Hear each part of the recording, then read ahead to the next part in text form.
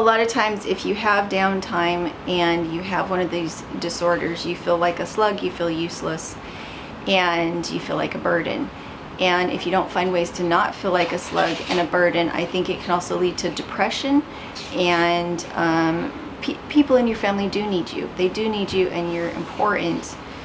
And it's important to keep trying and striving and find the way that you can take the things that you love and make a difference with them.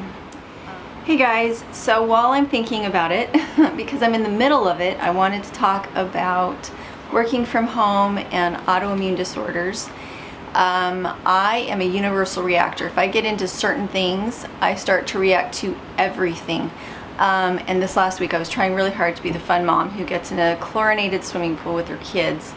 And so I am covered in hives from head to toe. I've got them in my hair, which is why I look like I'm a grease ball, is because I've got oil in my hair to try and soothe the hives. But I wanted to talk about like my childhood. I was a universal reactor. I was allergic to water. I was allergic to dirt. I was allergic to wheat and we didn't know it. I was allergic to everything and I reacted to everything. The chances of me reacting to something in a day were 100%. I never had a day that I didn't react. And so as I got into my teenager years, it became really hard to kind of look forward on life and be like, yeah, I can do this, I can have a job, I can be a mom, I can do all these things I need to be able to do. What I learned were coping mechanisms.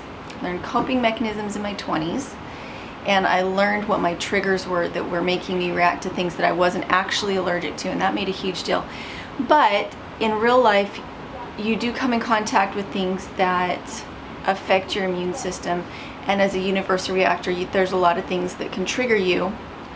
And so what you do is you make home your safe haven where there are no things that trigger you, and you can retreat there and regroup and recenter and then go back out into the world and act like a normal human being again, which is one of the reasons that I am a homebody. I'm a bit of a hermit, and I don't necessarily feel safe leaving my house because I know that home is safe. I'm not going to react to anything there, and I can very quickly eliminate things that are not reacting and focus in on what I am reacting to.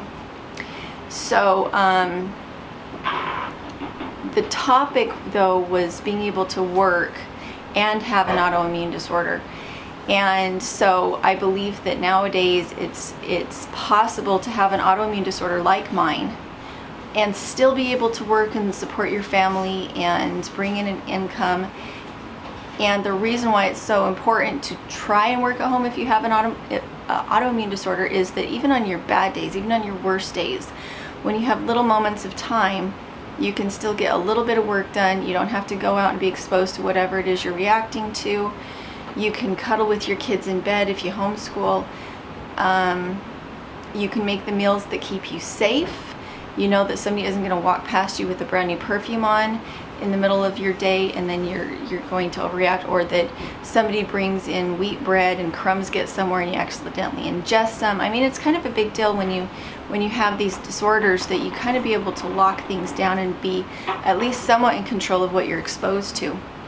And so I make a living for our family while John is going to school, and have done for the last 18 months, almost 2 years. And I don't always have strong days. I know it looks like I get a lot done every day, but I don't. I have a lot of days where I lay in bed and answer emails, or I lay in bed and cuddle kids. And then on my strong days, I get 5,000 things done because I'm having a good, strong day. I get it done on those days. And it's one of the reasons I love permaculture, is because you can do all this large amount of work at one time and then it pays you forward for those days when you don't feel well. I like raised bed gardens because I can put the systems in, and then on bad days all I have to do is turn the water on. I don't have to weed. All I have to do is harvest and turn water on. And so knowing yourself, knowing what your needs are, is very important when you have an autoimmune disorder, and finding ways to be kind to yourself and still feel like a functioning and contributing member of the family and of society is also very important. And whether it be fibromyalgia or celiac or whatever it may be, it is important as somebody with these disorders to feel valuable and to feel like you're contributing, and that you're strong. And not only are you facing this disorder, but you're winning. And I don't think that a doctor can do that for you. I think it has to be you in your own head, you in your own body, as far as these techniques that you learn. And everybody has to create their own system. But situations like this, where I'm just absolutely covered in itch, remind me sometimes when I'm feeling like I'm on top of the world.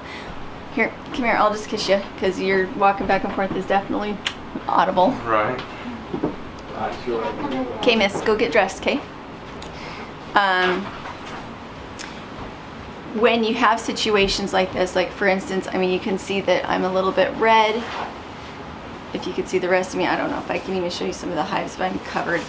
So I wanted that to be a little bit of a pep talk, a little bit of a reality check. A lot of people see me with all my makeup on and see all the stuff I get done, and those are on the good days.